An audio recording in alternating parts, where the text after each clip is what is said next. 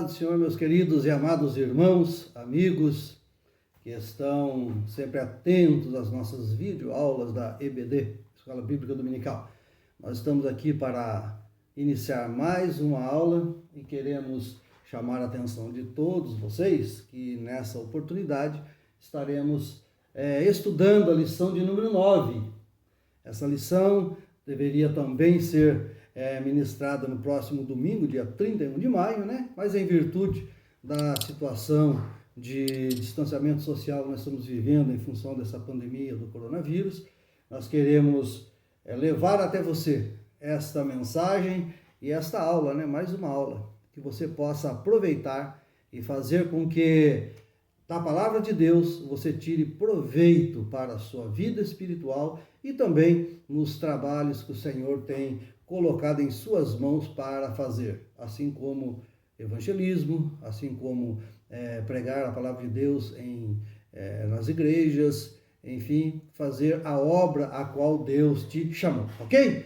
A lição de número 9, nossa, ela traz por título o seguinte tema: o mistério da unidade revelado. Nós queremos dizer para você que a Bíblia Sagrada, ela desde o início, desde o primeiro livro de Gênesis, né, ela traz revelações, e nós vamos ver no decorrer da lição de o que seria a revelação desses mistérios, né? São vários tipos de mistérios, nós vamos deter apenas um hoje, que é o mistério da unidade revelado, que seria a igreja do Senhor Jesus Cristo. Mas queremos tentar traduzir para você de uma maneira bastante simples, para que você compreenda bem o teor dessa nossa lição, chamada O Mistério da Unidade Revelada. Muito bem, o texto áureo escolhido pelo comentarista da nossa lição, ele está na carta do apóstolo Paulo aos Efésios, capítulo 3, verso 5. A carta do apóstolo Paulo aos Efésios é a que nós estamos tomando como base para esta série de estudos que temos feito dentro desse tema, né? O tema proposto pela revista para esse trimestre. Então o texto nos diz assim: o qual noutros séculos não foi manifestado aos filhos dos homens, como agora tem sido revelado pelo Espírito Santo aos seus santos apóstolos e profetas. Muito bem, Efésios capítulo 3, verso 5. A verdade prática escolhida pelo comentarista da lição diz assim: Deus revelou o mistério que esteve oculto desde todos os séculos aos profetas e aos apóstolos do Novo Testamento. A leitura bíblica em classe, selecionada para esta lição pelo comentarista, está na carta do apóstolo Paulo aos Efésios, do capítulo 3, do versículo 1 até o 13. Nós não vamos ler em função do tempo, mas esperamos que você possa ler em sua casa com bastante tranquilidade e fazer disso, então, uma leitura bastante proveitosa para você. Meus queridos irmãos, a introdução que nós queremos dar nessa lição, nós queremos primeiramente determinar aqui, segundo o nosso próprio comentarista coloca, o que seria mistério, né? E como que esse mistério esteve oculto nas eras passadas, no Antigo Testamento, no caso, nós estamos falando da Bíblia Sagrada, né? E como que ele foi revelado na Nova Aliança ou no Novo Testamento Bíblico, tá certo? Então nós vamos partir desse princípio e queremos então trazer para você que nós queremos conceituar primeiramente o que é mistério. Muito bem, a palavra mistério do grego é mysterion, ela significa aquele que é um segredo, significa segredo, ou uma doutrina secreta.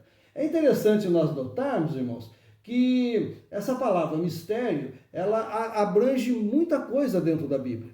Ela não diz respeito, quando a Bíblia Sagrada trata de mistério, embora esta palavra você vai procurar no Antigo Testamento, você talvez não vai encontrar, não é? Ela foi revelada agora no Novo Testamento. Mas ela coloca para nós a seguinte coisa: Deus sempre esteve com vontade, disposto a revelar os seus mistérios a toda a humanidade.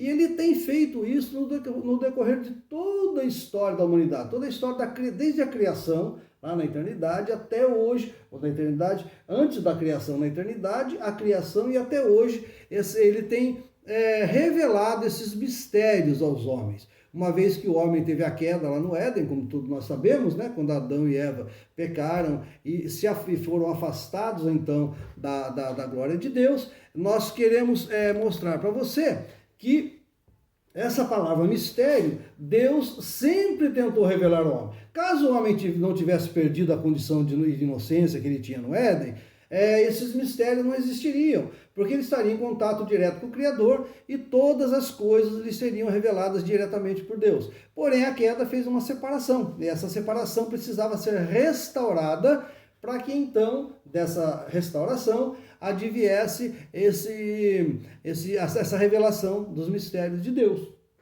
Esses mistérios, ele esteve oculto por muito tempo, mas agora começou a ser revelado para nós.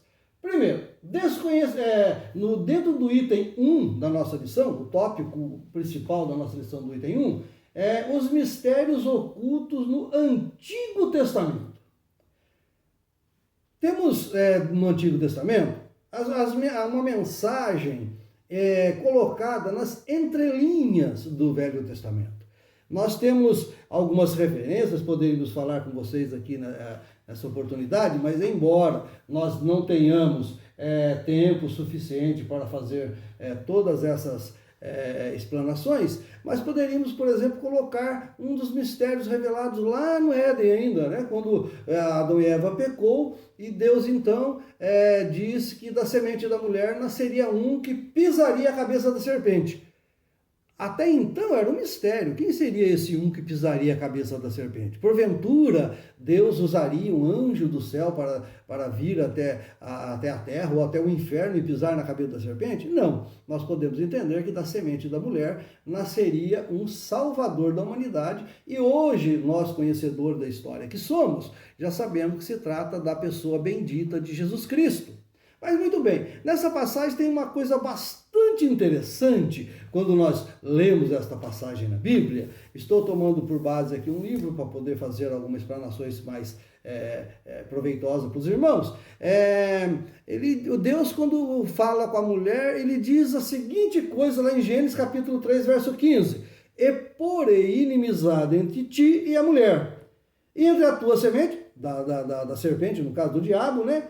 E a sua semente, esta te ferirá a cabeça e tu lhe ferirás o calcanhar. Aqui tem uma passagem bastante interessante quando nós aprofundamos um pouco nossos estudos. Por exemplo, Deus se refere à semente da mulher para combater a semente da serpente, que seria o diabo, né? Então veja bem, se nós colocarmos isso dentro do nosso conhecimento atual, de que para que haja um ser, para que nasça um ser, é necessário a semente da mulher e do homem, para que nasça um ser. É impossível nascer um ser somente com a semente da mulher. E Deus aqui no caso diz que era somente com a semente da mulher. Não é interessante isso? Quando nós paramos e pensamos um pouquinho, nós vamos ver então que nessa explanação de Deus, ele somente cita a semente da mulher, somente ela estaria envolvida. Porque o complemento para que esse ser viesse, dá-nos a entender que deveria ser algo sobrenatural. E, portanto, um personagem que nasceria, essa semente que viria a crescer, seria uma personagem com características próprias do ser humano, utilizando a semente da mulher, e divina, com a concepção sobrenatural do Espírito Santo. Bacana, né? É interessante nós atentarmos para essas passagens. Então, no Antigo Testamento, além disso, né, desse mistério, nós temos, por exemplo, em outros livros, né? Podemos citar o livro de Êxodo, por exemplo, né? A semelhança existente entre todos os utensílios do tabernáculo construído por Moisés, a finalidade daqueles utensílios e o serviço a que eles eram destinados a realizar, nós entendemos e encontramos uma semelhança muito grande com a obra que Jesus Cristo veio aqui nessa terra fazer, não é? É bacana isso. No livro de Levítico, por exemplo, são alguns exemplos, irmãos, pegar o sentido do mistério a ser revelado, né? No livro de Levíticos são tratadas as diversas leis do povo de Israel, né? É interessante que para cada desvio de conduta cometido pelo povo, ou pelo cidadão judeu, que estava no deserto, tinha um sacrifício específico, né?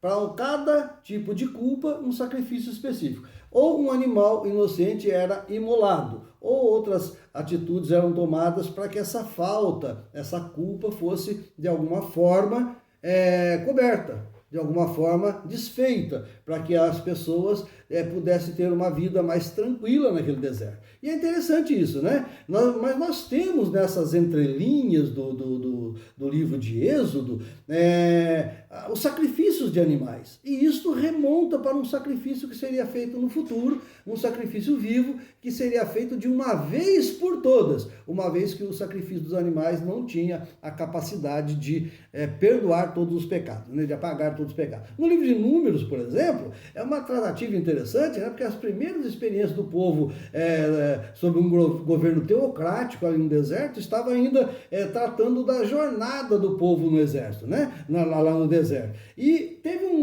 uma passagem muito interessante no livro de Números, que fala, vocês conhecem muito bem, da pessoa de um profeta muito estranho, chamado Balaão. Balaão, ele tinha inicialmente uma conduta não muito aceitável, tanto que ele foi repreendido por Deus. Deus abriu a boca de uma jumenta para falar com ele, né? Mas aí ele mais tarde ele escreveu uma coisa interessante, né? Ele falou assim, olha, não viu iniquidade em Israel, nem contemplou maldade em Jacó. O Senhor, seu Deus, é com ele e nele. E entre eles se ouve um alarido de um rei. Está lá no capítulo 24, verso 16, né? 16 e 17. E depois ele ainda diz assim, olha, esse rei ainda não havia sido revelado. Olha como é que ele escreveu, no verso 17 do capítulo 24. Vê-lo-ei, mas não agora. Contemplá-lo-ei, mas não de perto. Uma estrela procederá de Jacó e o seu cetro subirá de Israel. Olha só. Ele está se referindo a um rei que ia se levantar. Olha, eles estavam ainda num período de teocracia, não tinha nada de monarquia, não havia nem passado período de juízes ainda. Como é então que eles pegam agora e ele já fala a respeito de um rei, não é verdade? Isso mostra que existia, assim, um plano nas entrelinhas do Velho Testamento para que Jesus Cristo viesse a essa terra, né? São os mistérios revelados. Deuteronômio, por exemplo, ele trata da repetição das leis, né? Esse livro foi praticamente escrito há praticamente 2 meses antes de entrar na Terra Prometida, muito próximo de entrar na Terra Prometida, né? E quando nós falamos de Deuteronômio, nós podemos ver, por exemplo, que o próprio Jesus Cristo cita Deuteronômio. Vocês se lembram lá em Mateus capítulo 4, verso 1 até o 11, quando Jesus foi levado ao deserto para ser tentado pelo diabo, logo após ele ter jejuado 40 dias e 40 noites, né? E ele tem 3 respostas que Jesus Cristo deu a Satanás naquela sua tentação ali no deserto, que ele extraiu exatamente do livro de Deuteronômio. Por quê? Porque são mensagens que já estavam inseridas ali, embora ainda não revelada, porque Jesus Cristo não havia vindo ainda, mas já estavam escritas ali e seriam palavras norteadas. Está lá no capítulo 6 de Deuteronômio, as respostas de Jesus, ele usou como base o capítulo 6 de Deuteronômio, o versículo 13, vocês vão ler lá depois, por causa do tempo aqui não vai nos permitir ler todos eles, mas o capítulo 6, o verso 13, o verso 16 e o capítulo 8, o verso 3 do livro de Deuteronômio. Você vai ver as respostas de Jesus que ele deu a Satanás lá na tentação do deserto, foram exatamente as palavras extraídas do livro de Deuteronômio. Ou seja, a Bíblia como um todo, ela é harmoniosa, há uma harmonia surpreendente, tanto de assuntos, quanto de mistérios, quanto de profecias, quanto de revelações. Então nós temos que começar a entender que isso é o que nós estamos tratando aqui, um mistério revelado, né? Muito bem. O conceito bíblico de mistério, então, indica alguma coisa, alguma verdade que estava oculta e que agora, então, vai ser revelado. Então, era um mistério, agora deixa de ser esse mistério, né? Ela não se refere, como o autor coloca aqui, a algo misterioso que somente alguns poucos iniciados possam compreender, como ensinava alguns adeptos do falso misticismo. O apóstolo Paulo adverte quanto a isso, lá em Colossenses capítulo 2, verso 18. Você também pode conferir lá, tá? O subtópico 2 do item 1, do tópico 1, diz assim, o desconhecimento do mistério.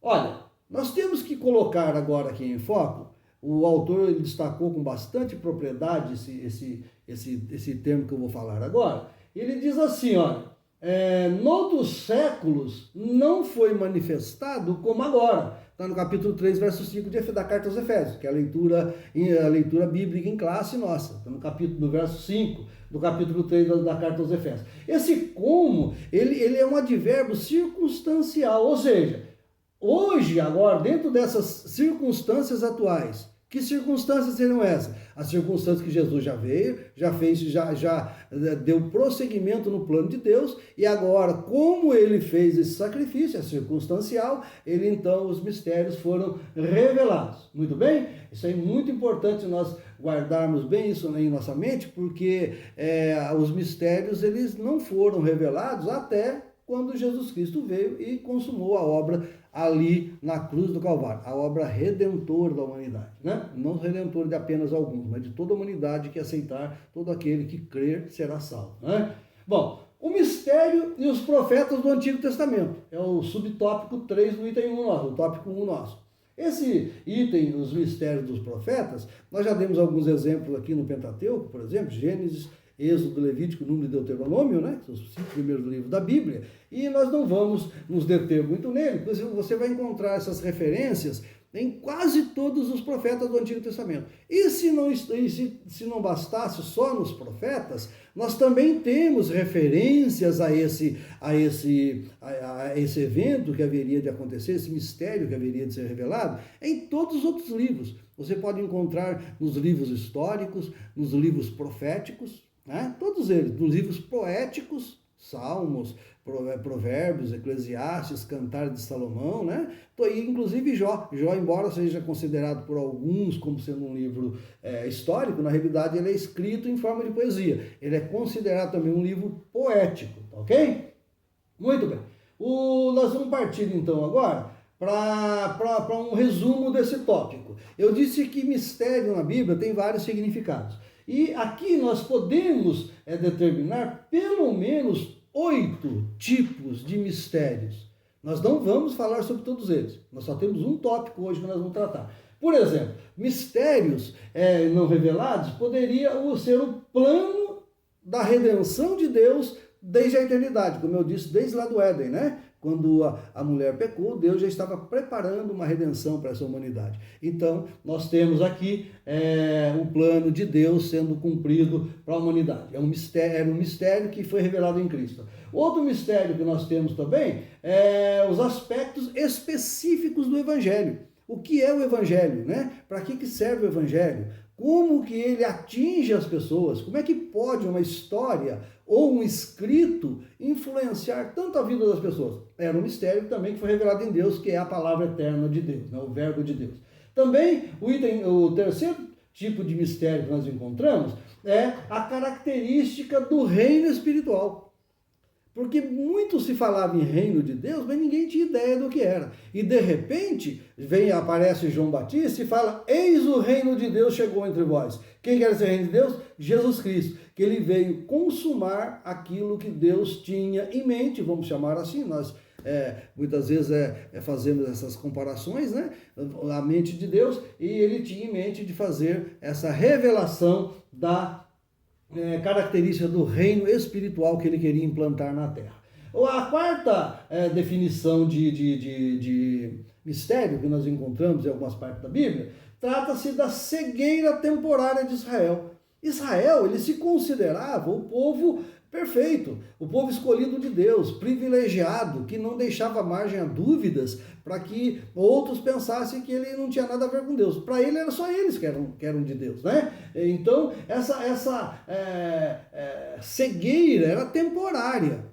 É claro que mesmo depois que Jesus Cristo veio, os 12 apóstolos tiveram um trabalho muito grande para enfiar isso na cabeça dos judeus. Nós vimos nas aulas passadas que Cristo veio para derrubar a parede de separação. Primeiro, entre o homem e Deus, que é no sentido vertical, e depois que o homem estivesse restaurado com Deus, então seria possibilitado fazer a restauração entre os povos.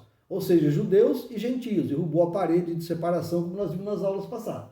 A quinta verdade que nós encontramos, mistérios, né, que nós encontramos na Bíblia, que estava oculta, era quanto à transformação do salvo, por exemplo, na volta de Cristo.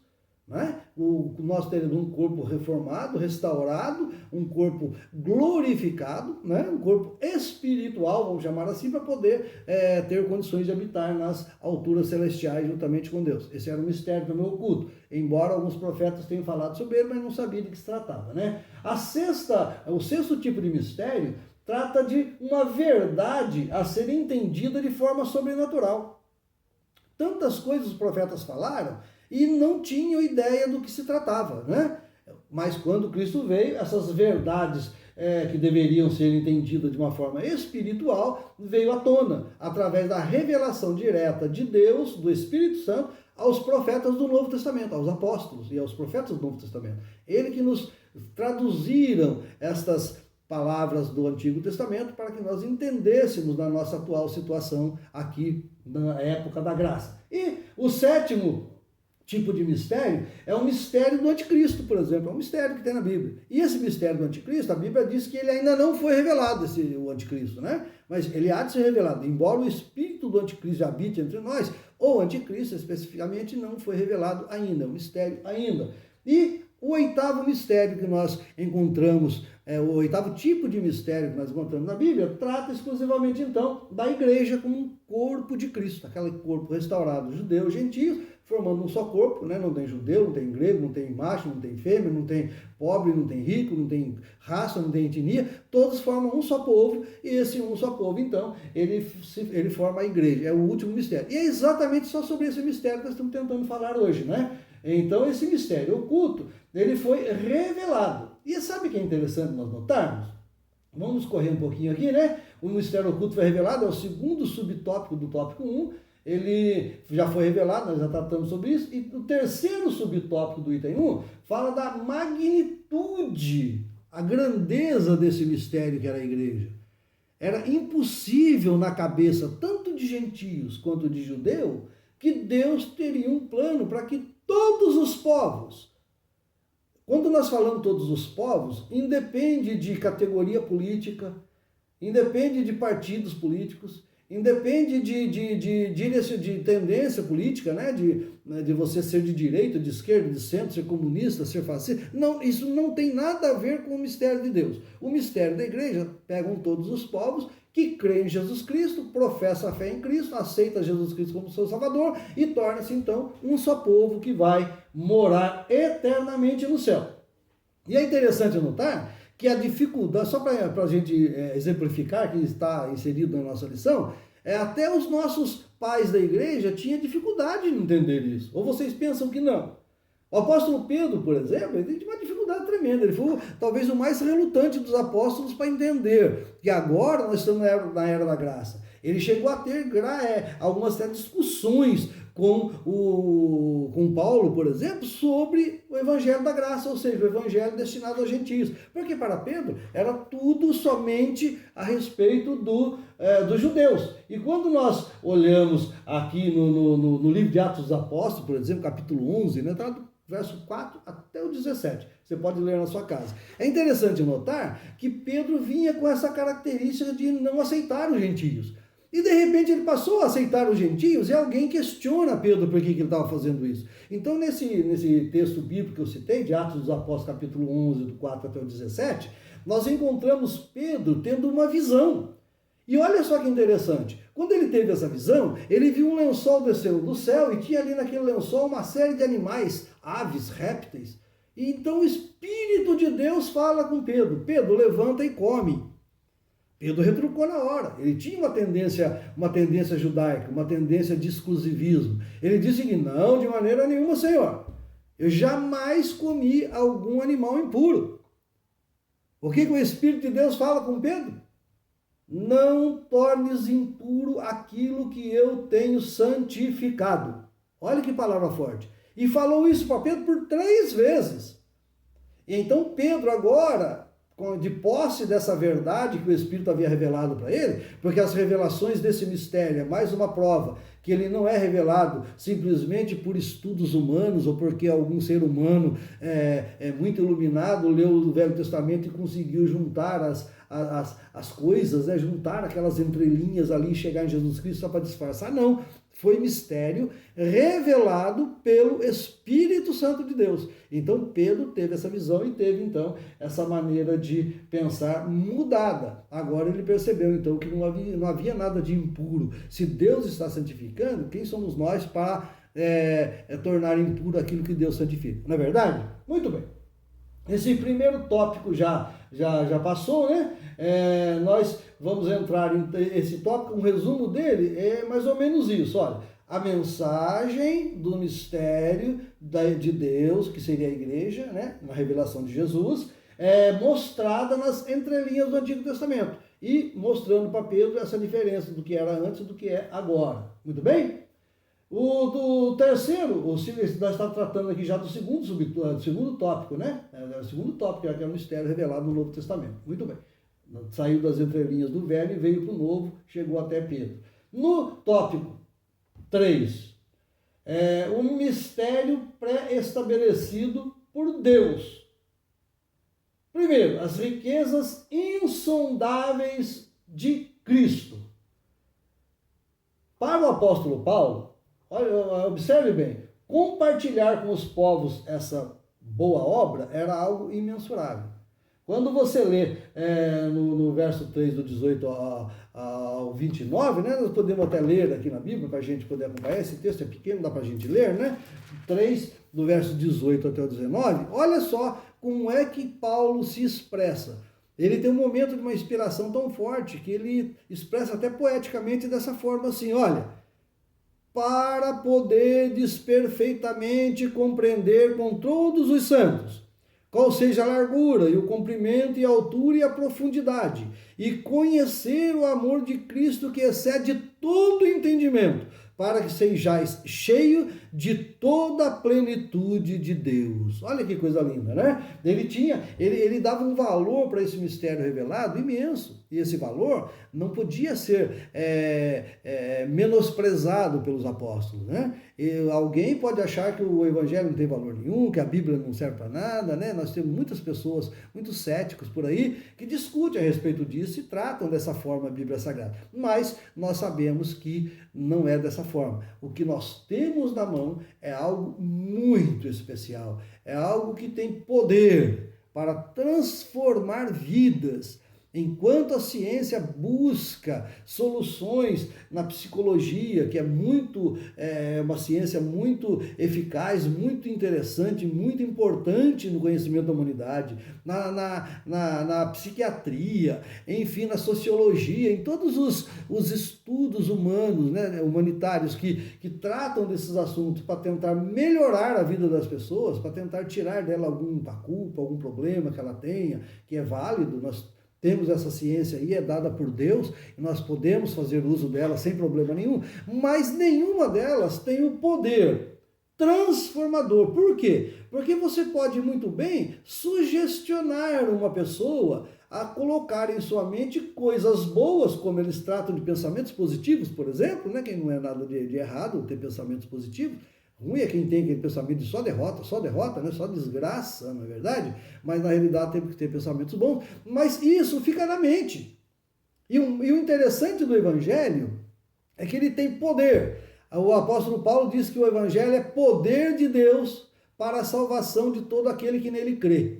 Poder de Deus, salvação de quê? Salvação de tudo, porque o Evangelho, ele consegue, embora sendo um texto, um livro que foi nos deixado, uma escrita que nos foi outorgada, chegou até nós depois de muitos anos, ela tem o poder de fazer uma transformação de dentro para fora.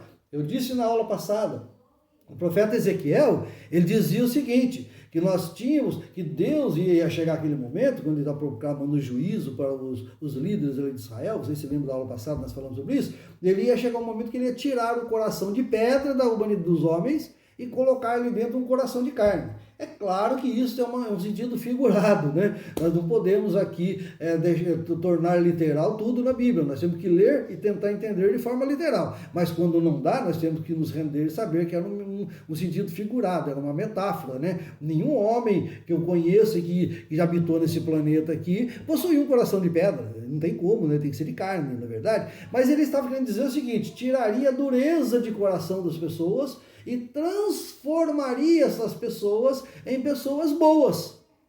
Aí você pode até questionar, não é o assunto da lição, mas você pode pensar, mas eu conheço tanto cristão que não são tão gente boa assim, não é? Mas muito bem, não tem problema nenhum quanto a isso. Você pensa o seguinte: não existe 100% cristão. Não existe 100% cristão, não tem como. O cristianismo está aí para nos aperfeiçoar, mas não chegar. Quando chegarmos à estatura de varão perfeito, a perfeição que Deus requer, nós não estaremos mais morando aqui, nós já estaremos aptos a morar no céu. Nós não teremos mais condições de habitar nesse planeta com a perfeição. Nós poderemos simplesmente chegar ali no céu, ali então teremos plena condição de viver ao lado do Criador. Isso é uma maneira de pensar também a respeito dessa transformação que o Evangelho faz de dentro para fora. Daí o apóstolo Paulo dar essa ênfase tão grande e valorizar tão bem o Evangelho de Jesus Cristo, que é poder de Deus para a salvação de todo aquele que nele crê. Então, nesse segundo subtópico do item de número 3, do tópico principal 3, o eterno propósito de Cristo. Então ele não pegou Deus de surpresa. Deus, embora pudesse fazer, como nós já dissemos anteriormente a respeito de simplesmente salvar o homem, sem fazer todo esse plano, né, de trazer Jesus Cristo através do povo judeu, nós entendemos que ele não assim o fez por sua soberana vontade e seus eternos propósitos. No terceiro subtópico do terceiro tópico, o plano divinamente pré-estabelecido. Deus não foi apanhado de surpresa, como eu já disse, ele sabia de tudo o que ia acontecer com o homem, né? Então ele já tinha um plano pré-estabelecido para a redenção dessa mesma criatura que ele havia criado ali no Éden. Nós não vamos nos deter mais nesse tópico, em virtude do tempo nosso, mas a conclusão que nós podemos chegar, eu vou até fazer uma leitura bastante literal do que está aqui na nossa revista, que está bastante interessante, que diz assim, olha: o mistério da igreja esteve oculto nas gerações passadas. Um resumo de tudo, né? No tempo estipulado, Deus revelou o seu eterno propósito aos apóstolos e aos profetas. Foi quando Paulo, então, falando sobre essa vinda de Cristo, ele disse com bastante clareza, né? Mas vindo a plenitude dos tempos, Deus enviou seu Filho, nascido de mulher, nascido sob a lei, para remir os que estavam debaixo da lei, né? O apóstolo Paulo se expressou dessa forma. Judeus e gentios agora estão inseridos nesse mistério realizado por Deus. Eles foram colocados nesse mistério. Tal mistério agora revelado deve ser anunciado pela própria igreja, conforme os desígnios divinamente pré-estabelecidos desde a eternidade. Meus queridos irmãos, que esta aula possa ter trazido mais esclarecimento e trazido também alguns pontos, né, que nós às vezes não refletimos e possamos aprender a refletir um pouco mais dessa forma. Amém? Que Deus possa abençoar a todos vocês. Um abraço a todos vocês. Não vemos a hora de reiniciar as nossas reuniões ali no nosso templo, para que nós possamos participar da nossa escola bíblica dominical de uma forma mais conjunta, mais próxima, né? Mais aconchegante, mais perto uns dos outros. Que Deus possa abençoar. Um grande abraço a todos e a paz do Senhor Jesus Cristo.